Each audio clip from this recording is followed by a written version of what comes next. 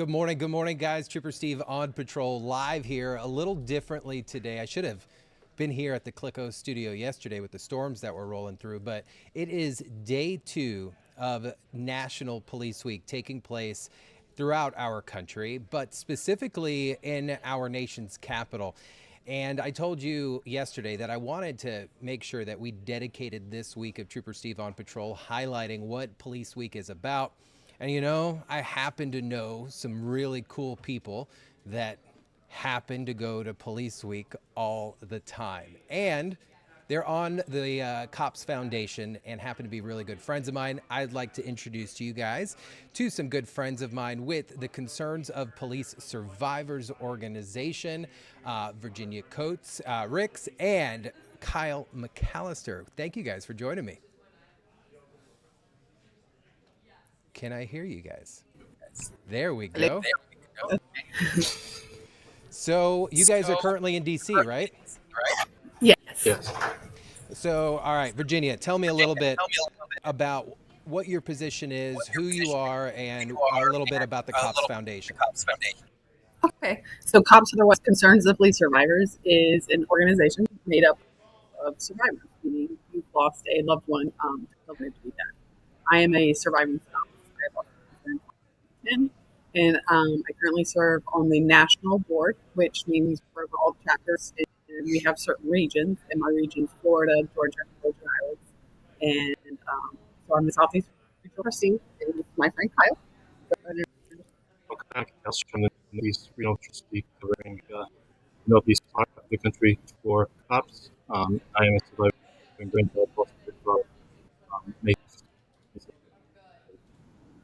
Gotcha. Now, you guys are up there right now representing the C.O.P.S Foundation for Police Week in Washington, D.C.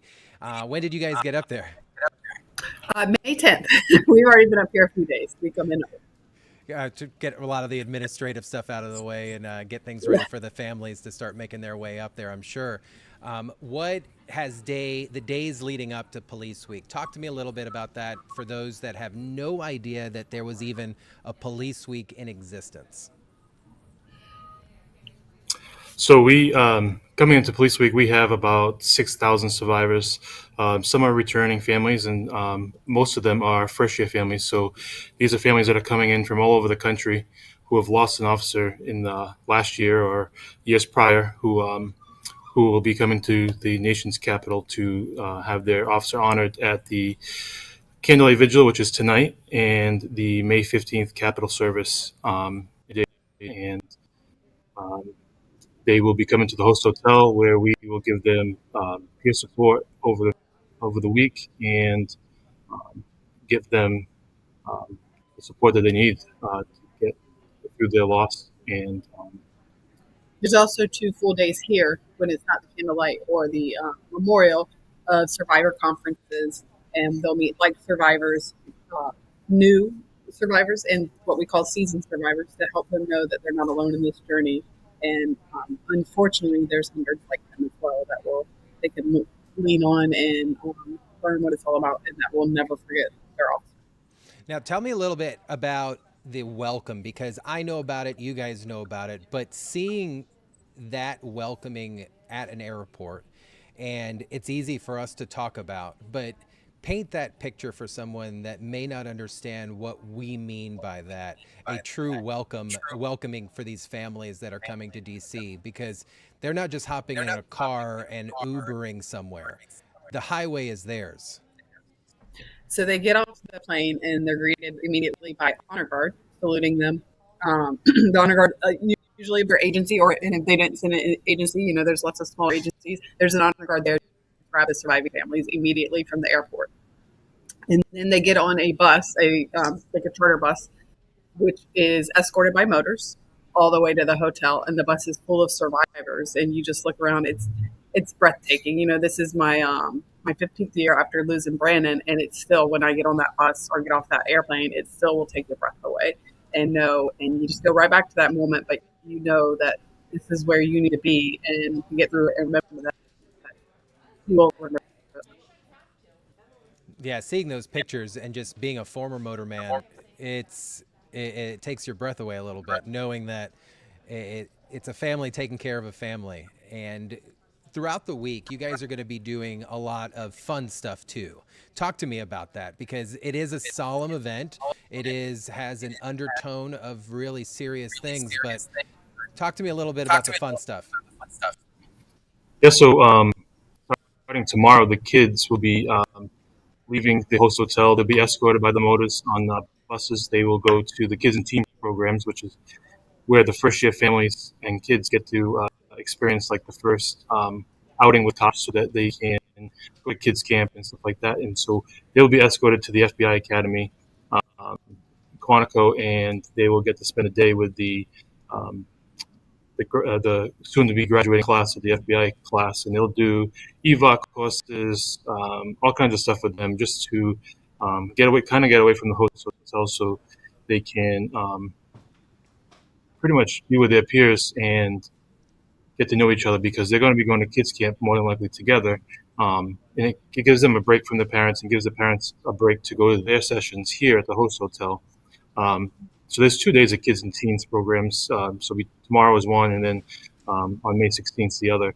And we also, at the end of the week after on May 16th, we have a Blue Family Barbecue, which is here at the host hotel, and it's kind of like the debrief for the whole week. Everyone kind of gets to relax a little bit and take a breath of fresh air after a long emotional week of um, memorial services and stuff like that. Just before we go home, so the DJ, there's face painting for the kids. It's more for the kids, just to kind of debrief from the week.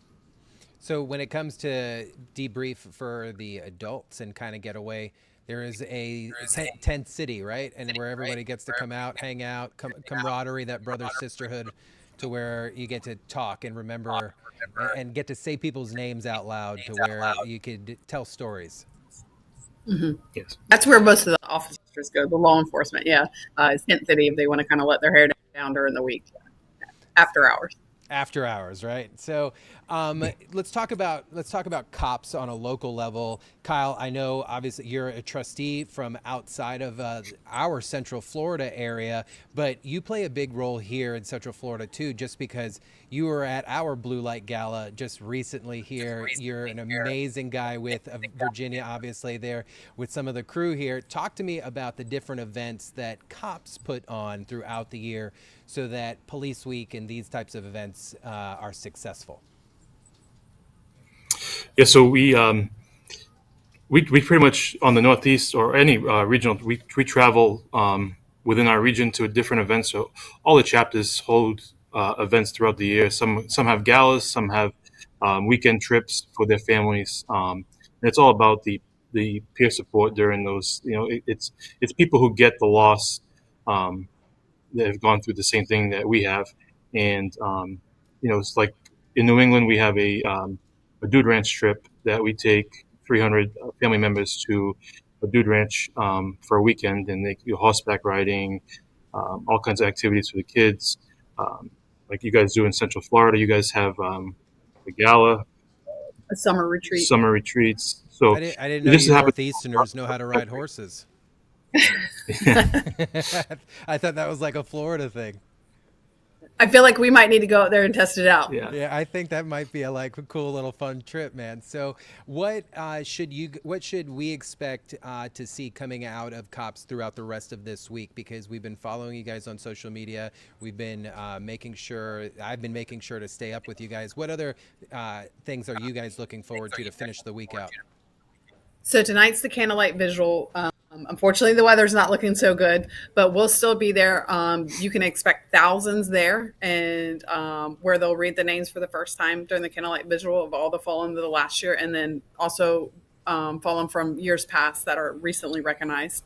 And that's tonight at 8 p.m. Tomorrow is when we start our COPS conference, and there's opening sessions, and then tomorrow night is a gala here, the National Gala, the Blue Gala, right? Blue Honor Gala. Blue Honor Gala. There will be 1,100 people in attendance for that. And then on the 15th is the memorial service at the Capitol, where, again, the their names will be read again, and the survivors will put carnations on a wreath, and after that, then the wreath is protected until midnight that night at the wall by the Women Memorial. And that's pretty much the big events in the 16th. So you guys will be reading off, I believe it was 232 names for 2024. I believe that's correct. Those were the fallen for last year. Yes, there's over 300 recognized this year, but those Wow. were the ones who died in line of duty last year. Yes, but there's over 300 names and families here in attendance for this year of what will be recognized, of who will be recognized. Well, since I am biased to the Concerns of Police Survivors organization and our viewers are watching here, how can people support what you guys are doing? Because I want to make it clear here, you guys are an organization that supports survivors. And when we say survivors, you know, Virginia, you know, Kyle, I like to drive this home because you guys aren't waiting for a spouse or just a family member. You guys call survivors coworkers, people, friends, families who've had close contacts with these heroes that we've lost. So I want to make sure that our viewers understand that, because Virginia, you're a surviving spouse. You had lost your husband, and Kyle, you're a coworker survivor, if I'm understanding. And you're, is that correct? I'm a grandchild survivor. So a family survivor as well. And then Virginia made it clear to me, I'm a coworker survivor. So seeing this and understanding it, it's such a full circle organization. How can people support an organization like you guys? Well, you can get involved. We always need volunteers, uh, but also obviously financially. You know, we are a nonprofit, and I say that, but none of us are paid. We're all surviving volunteers, and we do it obviously for our heart. That no survivor feels alone in this journey, and to kind of pay it forward. We've all turned our pain into some purpose, but you know, if not financially or whatever, just get involved and get to know your local um, chapter and where they need help. We're always at our events or anything.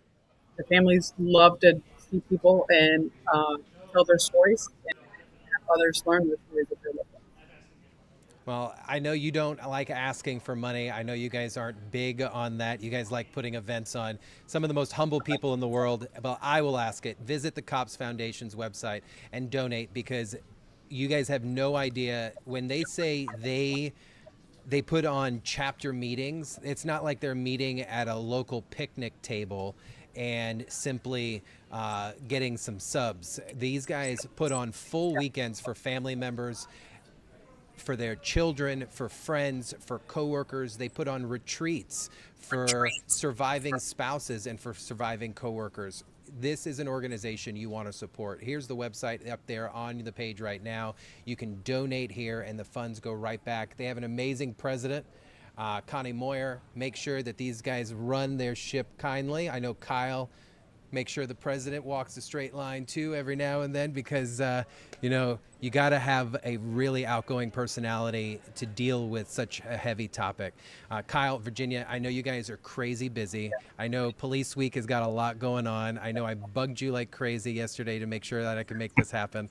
So I want to thank you two so much for taking some time. I know you guys are in DC. Weather's not the best. It's actually really nice here right now. It's pretty gorgeous. You're getting what we got yesterday. So, sorry. Anything you guys want to say before we wrap this up? No, thank you for Thank you. having us and always remembering and honoring our fallen. No, appreciate you guys, and stay safe, and we'll see you guys soon. Thank you. See you guys.